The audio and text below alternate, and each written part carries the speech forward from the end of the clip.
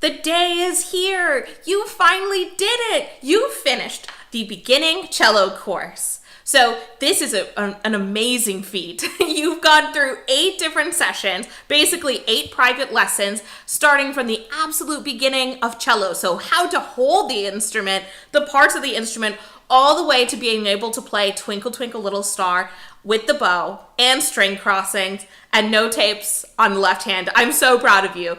This is really an amazing moment. Today, I'm going to show you some Twinkle Twinkle variations that you can use while you're practicing that just make it more fun. So some new rhythms and some new ways to play Twinkle Twinkle Little Star. Then I'll give you some tips and pointers for how to continue with the cello after this point.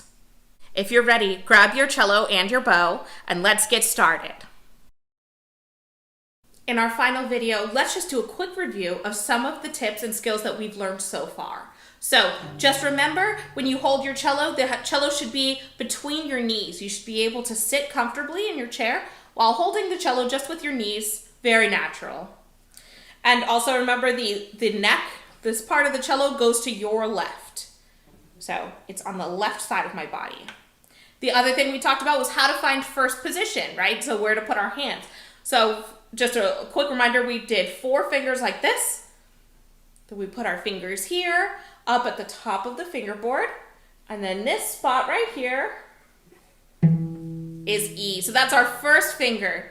And then the distancing, the space between your fingers, we just take our other hand, we do this, right? So that's basically how far apart your fingers should be. You can see just like that.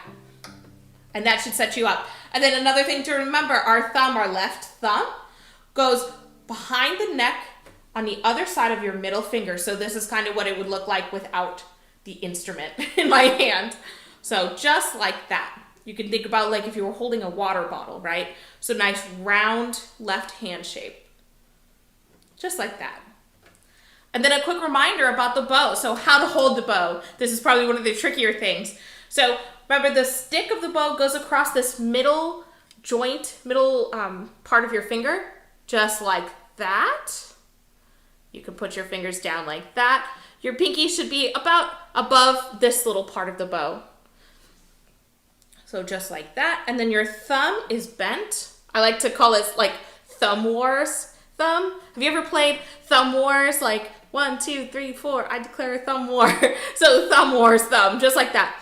So your thumb is bent and it goes right there on this little spot of the frog. Just like that. And remember, I don't want to see this in the videos. This is not the bow hold. Just like that. One of my favorite activities, once I get to this point, is to take my favorite foods or maybe a favorite sports team or something, so anything you can think of, and create rhythms out of that.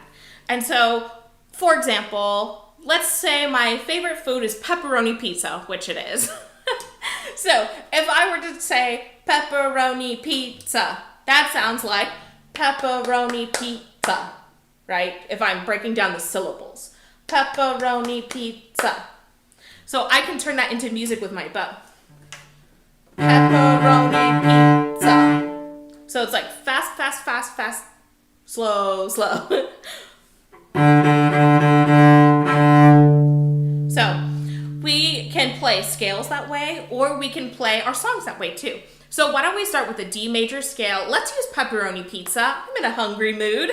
So let's do pepperoni pizza for each note of the D major scale. So you can follow along or just listen.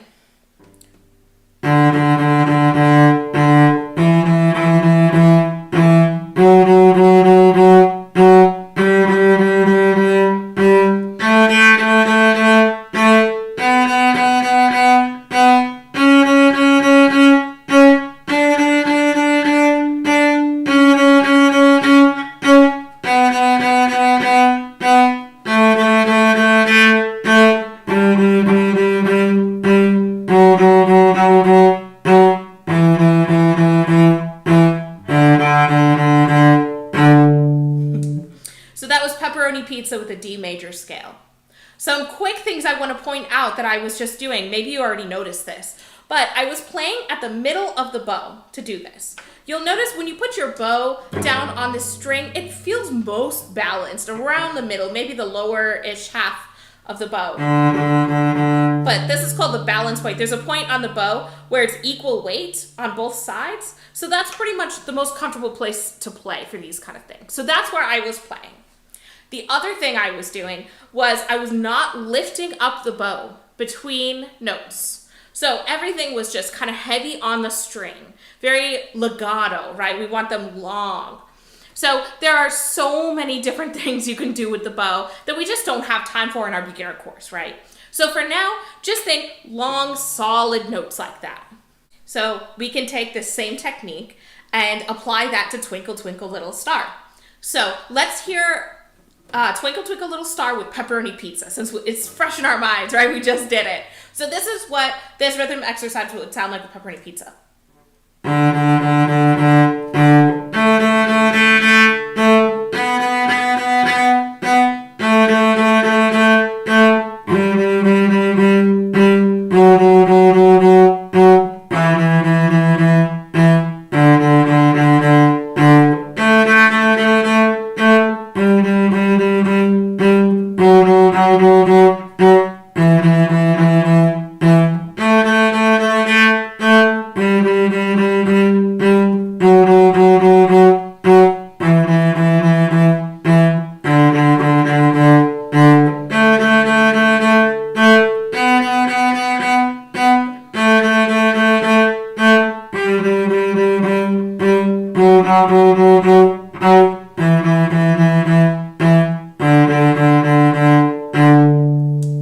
Let's try another one. So we just did pepperoni pizza. Let's keep the food vibe. Let's go with, how about pineapple pizza?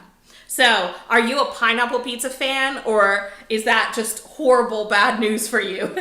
I personally am a huge pineapple on pizza fan.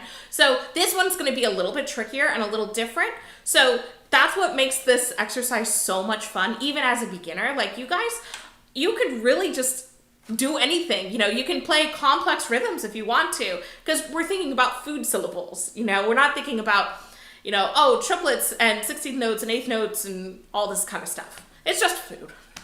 So let's say pineapple pizza. So that would sound like pineapple pizza, pineapple pizza, pineapple pizza, pineapple pizza. I'll just do a little bit of it. So let's see what pineapple pizza would sound like with Twinkle, Twinkle, Little Star. Pineapple pizza.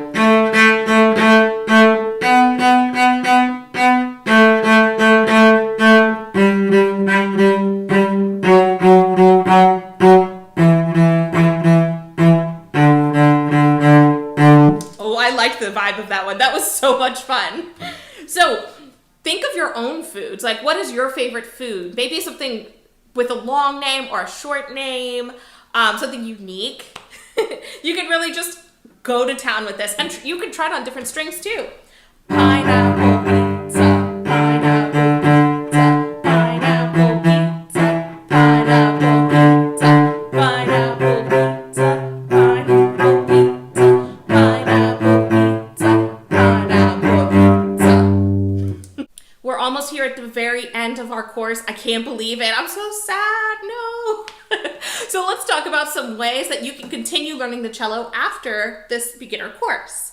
So the very first thing that I recommend is taking private lessons. So I offer private lessons online through Zoom, actually. Just check out this website for more information or email me if you have any questions. But private lessons would be live. So we'd set a time each week where we'd meet for 30 minutes and I would work with you one-on-one. And it's really fun and special. So private lessons, either with me or if you have someone else in mind, private lessons is the best way to go after this. If you want to continue learning on your own through self-paced videos like this, I will be releasing more and more courses just like this, so just stay tuned. You made it all the way to the very, very end. We're at the end of our video here.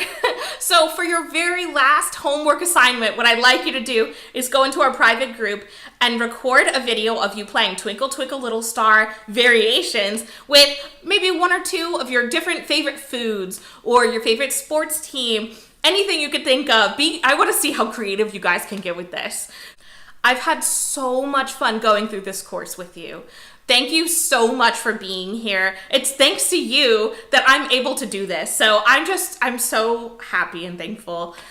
I will miss you, but hopefully I'll see you around. And if you have any questions at any time, email me or chat in our private group. You will always have access to our private group. Definitely you can come back anytime, and hopefully I'll see you around. Happy practicing.